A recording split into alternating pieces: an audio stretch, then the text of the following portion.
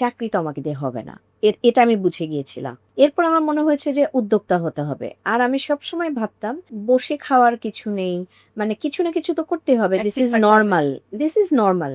But আমি কিন্তু আমার মাকে দেখেছি হাউস মেকার, মানে হোম মেকার। উনি কিন্তু সারা জীবন আমাদেরকে রেঁধে বেড়ে খাইয়ে এবং খাবারের গরম ভাত নিয়ে বসে থাকতেন। এখন আসতে হবে, খেতে হবে। নাহলে এটার টেস্ট খারাপ হয়ে যাবে। মানে এরকম একটা ব্যাপার ছিল।